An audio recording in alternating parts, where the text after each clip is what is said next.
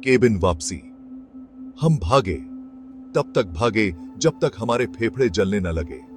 उस रात की ठंड और अंधेरा हमें और भी तेजी से भागने पर मजबूर कर रहे थे और हमारे टांगे चीखने न लगे। हर कदम के साथ ऐसा लग रहा था जैसे हम किसी अनजानी शक्ति से दूर भाग रहे हों। लेकिन उस रात की याद, खिड़की में वो भूतिया साया, हमें वापस शहर की सुरक्षा में ले आई। वो साया जो हमारी आत्मा में बस गया था, हमें चैन से सोने नहीं दे रहा था। दिन हफ्तों में बदल गए, डर एक भयानक जिज्ञासा में। हर गुजरते दिन के साथ हमारा डर और भी गहरा होता गया और जिज्ञासा हमें वापस खींचने लगी। हम दूर नहीं रह सके। वो केबिन जो कभी हमारा डर था, अब हमारी जिज्ञासा का केंद्र बन गया था।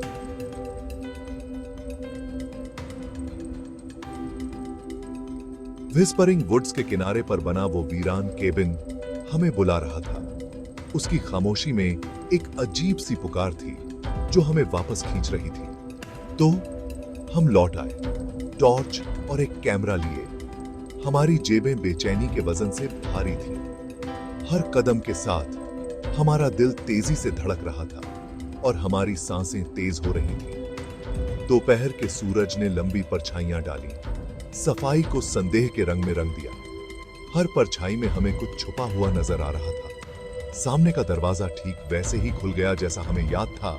उसका कराहना एक भयानक स्वागत था। उस दरवाजे की आवाज ने हमारे रोंगटे खड़े कर दिए और हमें एहसास हुआ कि हम एक बार फिर उसी डरावनी दुनिया में कदम रख रहे थे।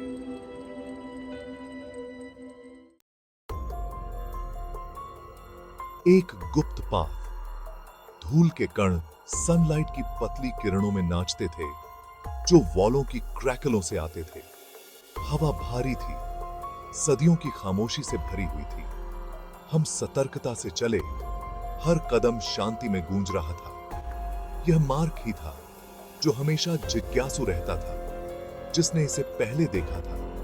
फर्श पर एक ढीला तख्ता बाकियों से थोड़ा फीका पड़ा हुआ। सांस रोककर उसने उसे खोला। एक बासी गंध ऊपर उठी, अपने साथ सड़ांध की गंध और कुछ अपरिभाषित और भयावह। नीचे अंधेरे का एक बड़ा मुंह था, एक सीढ़ी जो धरती के गर्भ में जा रही थी। गहराई में यह एक ऐसा स्थान था जहां कोई भी सामान्य व्यक्ति जाने की हिम्मत नहीं करता। डर ने जिज्ञासा से जंग लड़ी। हमारे दिलों की धड़कनें तेज हो रही थीं और हर कदम के साथ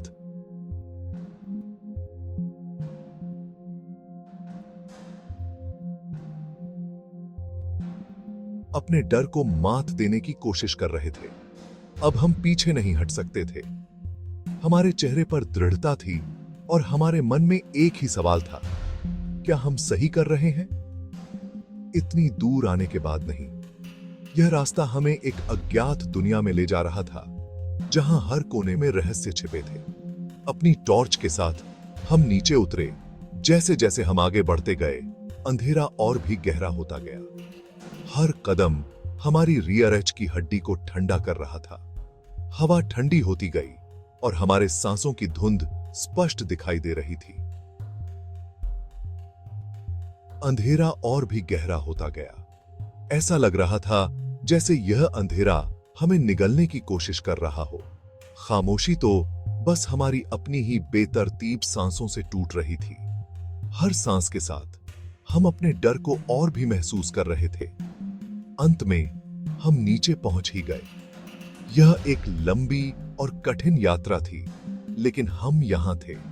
हवा में नमी और भारीपन था। यह जगह बहुत समय से छोड़ी हुई लग रही थी। हमारी टॉर्च टिमटिमा रही थी, जैसे कि वह भी इस जगह की भयानकता को महसूस कर रही हो।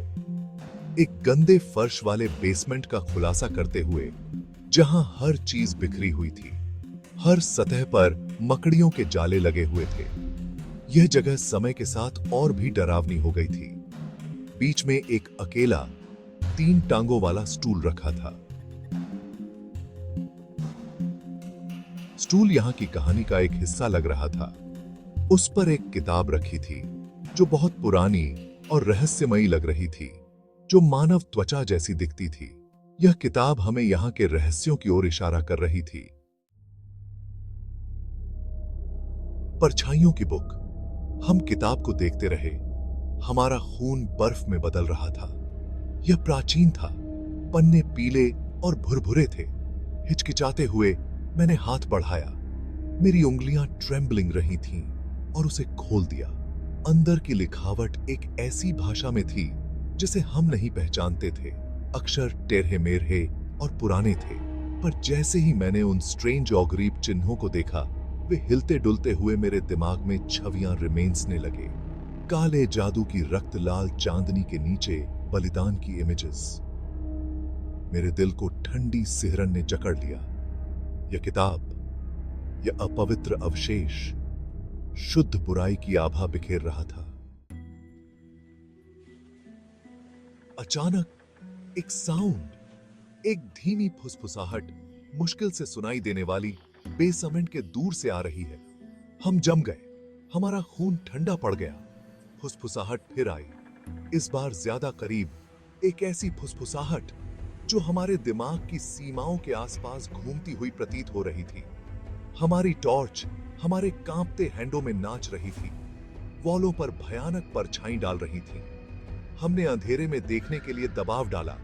हमारे दिल हमारी छाती में लाउदरी से धड़क रहे थे। क्या यह हवा थी या कुछ और भयावह, कुछ ऐसा जो हमारे प्रकाश की पहुंच से परे छिपा हुआ है? हमारी नजर एक ऐसी वस्तु पर पड़ी जिसे हमने पहले नहीं देखा था। एक पुराना कलंकित दर्पण। इसकी सतह उम्र के साथ धुंधली हो गई थी, दीवार के खिलाफ अनिश्चित रूप से झुक गई थी। जैसे ही हम देखते रहे, उसकी डीपरई में एक चेहरा धीरे धीरे सामने आने लगा। एक ऐसा चेहरा जो हमारा अपना नहीं था। यह एक बूढ़ी औरत का चेहरा था। उसकी त्वचा उसकी हड्डियों पर तनी हुई थी।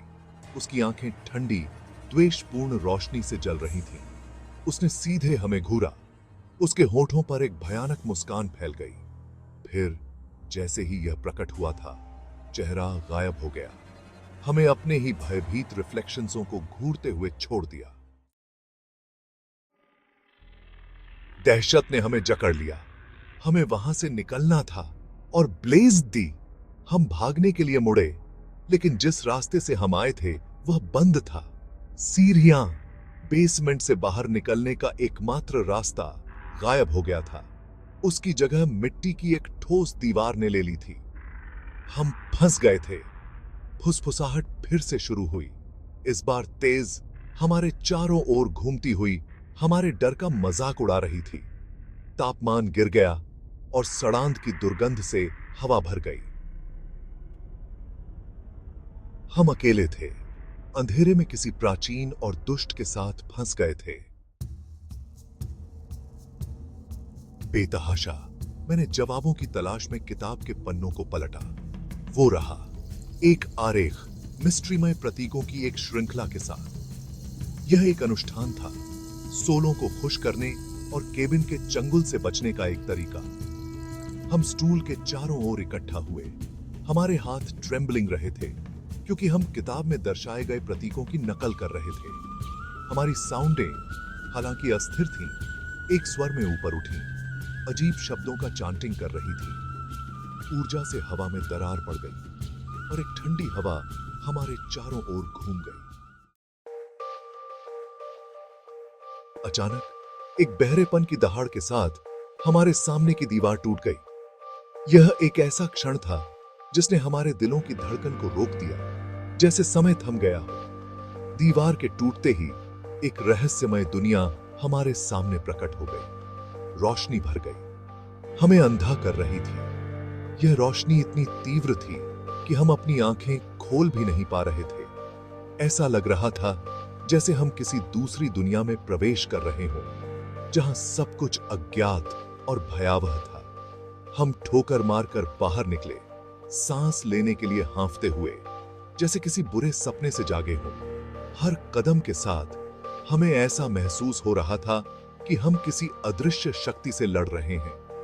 किताब मेरे हाथ से गिर गई और रसातल में गायब हो गई। वह किताब जो हमारे पास एकमात्र सुराग थी। अब हमारे हाथों से फिसल चुकी थी। ऐसा लग रहा था जैसे वह किताब भी उस रहस्य का हिस्सा बन गई हो। सीढ़ियां वापस आ गई थीं। वे सीढ़ियां जो हमें उस अंधेरे से बाहर निकालने का एकमात्र रास्ता थीं, अब हमारे सामने थीं।